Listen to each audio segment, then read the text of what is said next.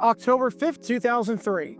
It's week 5 of the NFL season, and as we're in the second quarter of the year, we've got an AFC battle on our hands over at Alltel Stadium between the San Diego Chargers and the Jacksonville Jaguars.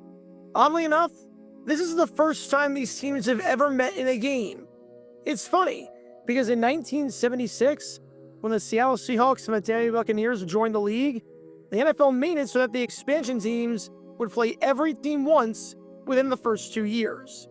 When the Jaguars joined the league in 1995, though, those rules went out the window, because in literally the 9th year of existence, the Jaguars were facing the Chargers for the very first time.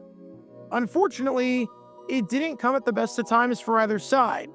There were 3 winless teams in football, and the Jaguars and Chargers were 2 of them, with both sitting at 0-4, with the Chargers coming off of an overtime loss to the Raiders, and the Jaguars coming off of a blown lead to the Texans in what was undoubtedly the biggest blown lead by the Jaguars in a game against the Texans ever.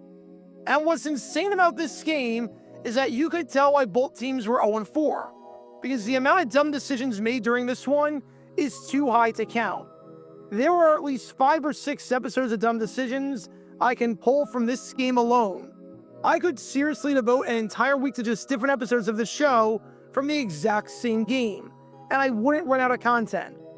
There was questionable clock management by the Chargers at the end of the first half when it came to timeout usage. There was an insane decision by Marty Schottenheimer to not challenge a turnover when Antonio Gates fumbled, even though it looked like he stepped out of bounds beforehand. And this was at a time when turnovers had to be challenged. And then there was what we're about to talk about, because oh man, is it a doozy. At this point in the game, the Chargers have no timeouts left at their disposal, having burned 3 of them previously in the quarter, trying to stop the clock from running since the Jaguars led the entirety of the fourth quarter. Now, Jacksonville is faced with 3rd and 7 past the 2-minute warning. It's simple. If the Jaguars get a first down, the game is over. They're at their own 40-yard line.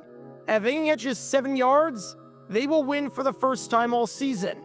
They'll snap a 6-game losing streak dating back to last year, and they'll win for just the 4th time in their last 17 games. All you need is a first down, and it's over. The good news is that the Jaguars convert, as Byron Leftwich hits Fred Taylor on a screen pass, who, by the way, should be in the Hall of Fame. The bad news is that Fred Taylor does not understand the assignment, and he decides instead of getting 7 yards, to get 53 additional yards and get into the end zone, scoring the touchdown to put the Jaguars up 26-14.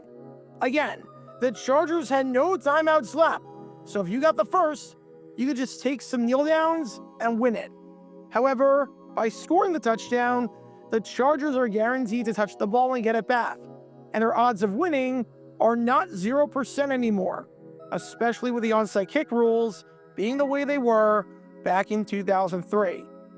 So if you're head coach Jack del Rio, after this screen pass almost worked too well, you've got to have a 2-point play lined up. If you can make it a 14-point game, you've got to do it. So let's see what the Jaguars have lined up here. Catch him, but he's not going to. 60 yards. All they were looking for was the first down. You're kicking the extra point? Up by 12? You're really doing this? You're on the brink of your first ever win as a head coach, and you're about to do something stupid like this? Why are you possibly kicking the extra point here?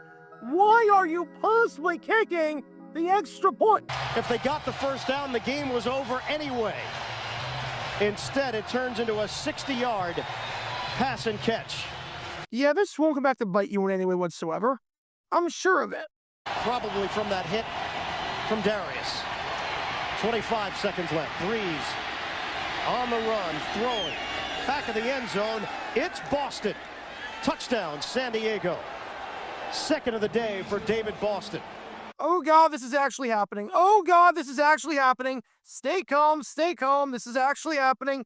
This is Here we go. Christie bounce it in the air and caught cleanly. Okay, you still won, but holy crap. Welcome to Dumb Decisions.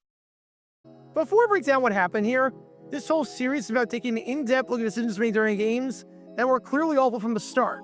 This isn't something looked at in hindsight. Rather, this is something look awful almost immediately. These are moves where your gut instinct tells you right away that there is no way this can possibly work. And sure enough, your gut instinct was smarter than that of an NFL head coach. And for this one, we're taking a look at the mind of Jacksonville Jaguars head coach, Jack del Rio. It's funny, because I did an episode of Dumb Decisions on one of Del Rio's final games as the head coach of the Jaguars, which came in 2011 against the Cleveland Browns, with the absolutely abysmal decision to not give the ball to Maurice Jones-Drew down by the goal line, and instead have rookie quarterback Blaine Gabbert throw it into traffic over the middle to the shortest receiver on the field, which you can learn more about by clicking the card in the upper right corner. Del Rio was fired 8 days later, and it's only fitting that his career started off with a dumb decision too, because this was just really bad on so many levels. Over his 9 seasons with the Jaguars, which, by the way, I don't know how he lasted 9 seasons, seeing as he won 0 division titles, won just 1 playoff game, only made the playoffs twice, choked in the second half of the season just about every single year, and only had a winning record 3 times, but over his 9 seasons in Duval, he won 68 games. This was win number 1, and as you can tell, by no means was it pretty. Not in the slightest bit. So with that being said, let's take a look at why kicking an extra point up by 12 with under 2 minutes to go in the game is a really bad idea. And to make this even stupider, we have to go back to 2003 and explain 2 big rule changes that were different compared to how the game is played today. Number 1, extra points were taken at the 2-yard line. They were basically automatic. They were not 33-yard point after attempts. Instead, they were 19-yard or 20-yard point after attempts. They were kicks that you and I could make, and with any technique whatsoever, could make with ease. I know this is ironic, talking about the 2003 Jaguars and how easy extra points were, seeing as we saw what happened later in the season against the New Orleans Saints, when the Jaguars literally won the game on a missed extra point by John Carney in the wildest finish to a game of all time. But you get the idea. If you scored a touchdown, it was basically automatic and guaranteed that the extra point would be good. For some perspective, the kicker on the opposite side for the Chargers was the veteran and former Buffalo Bills kicker, Steve Christie. On extra point attempts thus far in 2003, he was a perfect 10 for 10, including 2 for 2 during this game. Dating back to 1996, the man had missed just 1 extra point, hitting 210 out of his last 211 attempts, coming out to a percentage of 99.5%. And over his entire NFL career, dating back to his start with the Buccaneers in 1990, he had made 409 extra points out of 414 attempts, or 98.8% of his tries. This is all to say that making an extra point was automatic, and there was no way whatsoever that Christie, if it came down to it for the Chargers, would be missing. And number 2, conversions and extra points could not be run back for 2 points the other way. In other words, if the Jaguars went for 2 here, and there was a fumble, or an interception, or something along those lines, the Chargers could not run it back and make it a 10-point game. The absolute worst case scenario, no matter what you decide to do, even if it becomes doomsday and you draw up the worst play imaginable, is that you're up 26-14. With that in mind, if you're head coach Jack del Rio, and you're the man that we've been watching this entire time, you have 2 options here up by 12, knowing that the Chargers will only have time for 2 possessions, and they need to get 2 touchdowns either way. Option 1, kick the extra point and make it a 13-point game, as in exactly what Jack del Rio decided to do. If you do that, you're going to convert, because like I said, extra points are automatic. The problem? So are the Chargers. If they score twice, they'll hit both of their extra points barring some fluke or act of God, and they'll win the game 28-27. It'd be a different story if their kicker was shaky, or the weather was bad, or their kicker had missed a couple of extra points already. But back in 2003, especially with Steve Christie, kicking an extra point was as automatic as awarding 5 points on the exam for writing your name. Meanwhile, if you go for 2, of course, if you miss it, it remains a 12-point game. and the Chargers just need one extra point on the 2 touchdowns to win the game. But what happens if you get it? Well, if you get the 2-point conversion and make it a 14-point game, if the Chargers score 2 touchdowns, then the Chargers either give you a chance to win it in overtime, or the Chargers will go for 2 on their second try to not have to play another overtime game. And you can win the game right then and there, with a 2-point conversion attempt obviously having a lower success rate and lower probability of being made than an extra point from the 2-yard line. Football is a game of possessions, not points. Yes, being up 13, in theory, sounds better than being up 12. In the first half, absolutely there is a difference, because the possibility that the opposing team gets a touchdown and 2 field goals is still very much on the table. But with under 2 minutes left, a touchdown, for all intents and purposes, is 7 points, because you're not missing an extra point. What good does being up 13 do in that spot if the Chargers only have time for 2 drives, assuming an onside kick recovery? It does you no good. You're still going to lose. The difference between being up 12 and being up 13 is basically 0. Unless a 99.5% extra point kicker over the last decade on a perfectly clear night somehow misses, there is no difference between the 2 scores.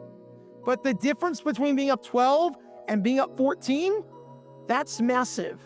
That opens up so many possibilities for you if the Chargers pull off the comeback. That keeps your hopes alive. You get the idea. The risk is basically 0.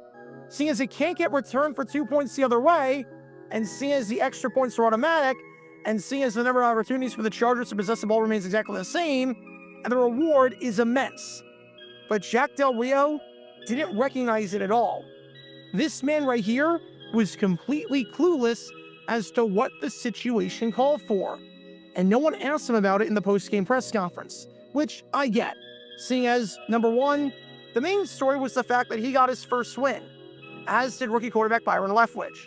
And number two, the Jaguars still won the game, even if they did have to sweat it out a bit more than they would have liked. My guess? Del Rio wasn't even thinking that a touchdown was a possibility. It was 3rd and 7 in his own territory on a screen pass where a first down ends the game.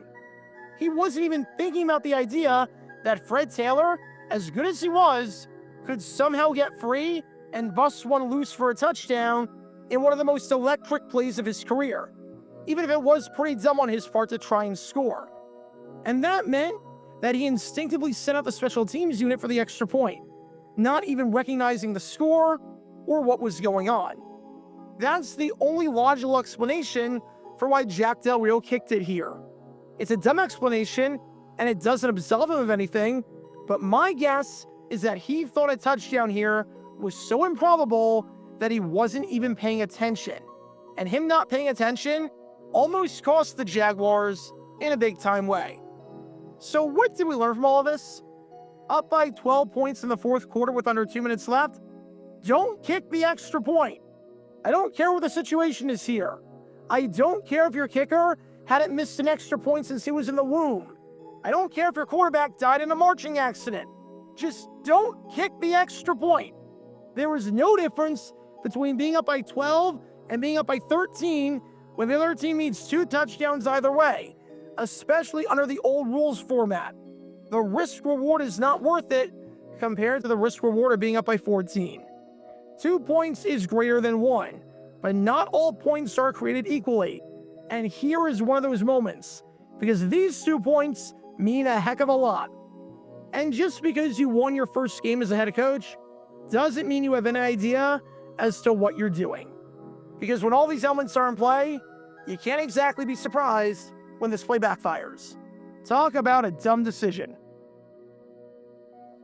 Check out our live streaming schedule for the next few days. We're live every single day on this channel, whether we're covering a sporting event or playing GeoGuessr or just taking your requests. So make sure you like and subscribe and turn on the notification bell so you don't miss a single time that we go live and so that you can join this community. Also, thanks to all our members and our Patreon supporters who get exclusive perks like their name of the end of each video, members-only Q&A streams, and cool emojis to use on videos and during streams. See how you can join this community and become a member or a Patreon member by clicking the link in the description below.